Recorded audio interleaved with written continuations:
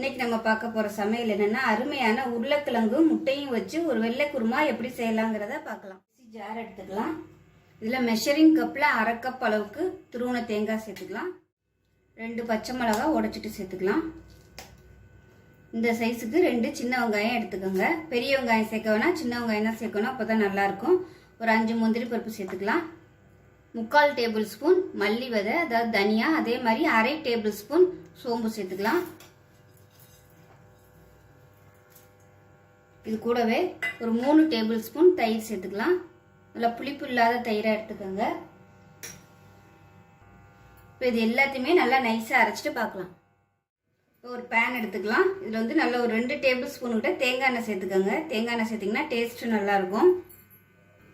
எண்ணெய் சூடாகும். ஒரு பிரியாணி இலை சேர்த்துக்கலாம். ஒரு சின்ன துண்டு பட்டை, 3 கிராம்பு சேர்த்துக்கலாம். 2 ஏலக்காய் சேர்த்துக்கலாம். நான் தாளிக்கையில் சேர்த்துருக்கேன். பட்டை, கிராம்பு, ஏலக்காய். தேங்காய் பேஸ்ட் அரைக்கும் போதும் இதை சேர்த்து நீங்கள் அரைச்சிக்கலாம். இது எல்லாமே நல்லா பொரியட்டும். தேங்காயோட போட்டு அரைக்கிறதா இருந்தால் நீங்கள் தாளிக்கையில் சேர்க்க வேணாம். டைரெக்டாக நீங்கள் வெங்காயத்தை சேர்த்துடலாம். அப்படி அதில் சேர்க்காம தேங்காய் அரைச்சிங்கன்னா தாளிக்கையில் சேர்த்துக்கோங்க. ஏதாவது ஒன்றில் சேர்த்தா போதும். இது நல்லா பொரிஞ்சிருச்சு. இதில் ஒரு 4-5 இலை புதினா சேர்த்துக்கலாம். 2 கைப்பிடி நீளமான இருக்குன்னா பெரிய வெங்காயம் சேர்த்துக்கலாம். வெங்காயம் நல்லா வதங்கணும். வெங்காயம் வதங்கிறதுக்கு உப்பு கொஞ்சமாக சேர்த்துக்கலாம். வெங்காயம் லேசாக வதங்கினதும் சின்ன தக்காளியாக 1 சேர்த்துக்கலாம். தக்காளி ரொம்ப சேர்க்கணும்னு அவசியம் இல்லை, உங்களுக்கு கலர் மாறிடும். அதனால கொஞ்சமாக சேர்த்துக்கோங்க. பெரிய தக்காளியாக இருந்துச்சுன்னா ஒரு 1/4 வாசி சேர்த்துக்கோங்க. ஒரு 4-5 பீஸ் வர மாதிரி சேர்த்துக்கோங்க. 1/2 டேபிள் ஸ்பூன் இஞ்சி பூண்டு பேஸ்ட்டு சேர்த்து வதக்கிக்கலாம். இஞ்சி பூண்டு பேஸ்ட்டு நல்லா வதங்கிருச்சு. இதில் மீடியம் சைஸாக ஒரு உருளைக்கிழங்கு வேக விட்டு எடுத்ததை சேர்த்துக்கலாம். வேக விட்டுட்டு இந்த மாதிரி சின்ன சின்னதாக கட் பண்ணி வச்சுக்கோங்க. உருளைக்கிழங்கு சேர்த்து ஒரு 2 நிமிஷம் வதக்கி விட்டுருங்க. ஏன்னா நம்ம வேக விட்டு தான் சேர்த்துருக்கோம், அதனால் பிரச்சனை இல்லை. நீங்கள் வேக வைக்காமல் உருளைக்கிழங்கு நறுக்கி போடுறதா இருந்தால் கொஞ்சம் நேரம் நல்லா வதக்கிட்டு தண்ணி ஊற்றி வேக விட்டுக்கோங்க. இப்போ நம்ம அரைச்சி வச்ச பேஸ்ட்டாக சேர்த்துக்கலாம். நல்லா நைஸாக அரைச்சிக்கோங்க. ஒரு 2 நிமிஷம் எல்லாத்தையும் நல்லா பரட்டி விட்டுட்டு தண்ணி சேர்த்துக்கலாம். தேங்காய் பேஸ்ட்டை சேர்த்துட்டு ஒரு 2 நிமிஷம் வதக்கிடுங்க. இந்த மாதிரி லைட்டாக அந்த பபிள்ஸ் வர ஆரம்பிக்கும். இந்த ஸ்டேஜில் தண்ணி சேர்த்துக்கலாம். இன்னும் கொஞ்சம் ஒரு 1/2 டம்ளருக்கு தண்ணி சேர்த்துக்கலாம். தண்ணி பார்த்து சேர்த்துக்கோங்க.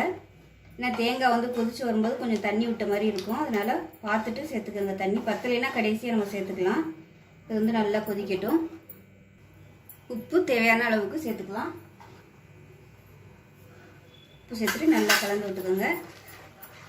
இது கொஞ்சம் கொதிக்க ஆரம்பிக்கட்டும். இந்த ஸ்டேஜில் பார்த்தீங்கன்னா ஒரு 4 முட்டை வேக விட்டு எடுத்து வச்சுருக்கேன். இது 2ஆக கட் பண்ணிக்கலாம். சேர்த்துட்டு எல்லாம் கொதிக்க விடையில மீடியமாக வச்சுக்கோங்க. ரொம்ப ஹை ஃப்ளேமில் வச்சு கொதிக்க விட வேணாம். மீடியமாக வச்சுட்டு நல்லா அப்பப்போ கிளறி விட்டுக்கோங்க. இப்போ இதில் ஒரு 1/2 டீஸ்பூன் மிளகுத்தூள் சேர்த்துக்கலாம். மூடி வச்சிடலாம். மீடியமான ஃப்ளேமில் கொதிக்கட்டும். இப்போ எப்படி இருக்குன்னு பார்க்கலாம். பாருங்கள், நல்லா கொதிக்க ஆரம்பிச்சிருச்சு. இந்த குருமா ரொம்பலாம் கொதிக்க விடணும்னு அவசியம் இல்லை. உங்களுக்கு ரொம்ப கொதிக்க விட்டிங்கன்னா தேங்காய் திரியாக வந்துடும். இப்போ நம்ம வேக வச்ச முட்டையை சேர்த்துக்கலாம். இந்த மாதிரி 2ஆக கட் பண்ணிக்கோங்க. இது இட்லி, தோசை, சப்பாத்தி எல்லாத்துக்குமே இந்த குருமா சூப்பராக இருக்கும். ஸோ உங்கள்கிட்ட தேங்காய் எண்ணெய் இல்லை அப்படின்னா சாதாரண ரீஃபைண்ட் ஆயில் கூட நீங்கள் சேர்த்துக்கலாம், ஒன்றும் பிரச்சனை இல்லை. இப்போ நல்லா கலந்து விட்டுடலாம். இப்போ நல்லா அடுப்பை குறைச்சி வச்சுட்டு மீடியமாக கொஞ்சம் 1 நிமிஷம் கொதிக்கட்டும். குருமா நல்லா கொதிச்சிருச்சு. இதில் இறக்க போயில் 1/4 டீஸ்பூன் போல் கரம் மசாலா சேர்த்துக்கலாம். கரம் மசாலா சேர்த்து நல்லா கிளறி விட்டுக்கோங்க. அவ்வளோதான், அருமையான உருளைக்கிழங்கு முட்டை வெள்ளை குருமா ரெடி ஆயிடுச்சு. மேலாப்பில் கொத்தமல்லியில் சேர்த்துக்கலாம். கேஸ் அமர்த்திடலாம். ரொம்ப டேஸ்ட்டாக இருக்கும். ஒரு தடவை இந்த மாதிரி செஞ்சு பாருங்கள்.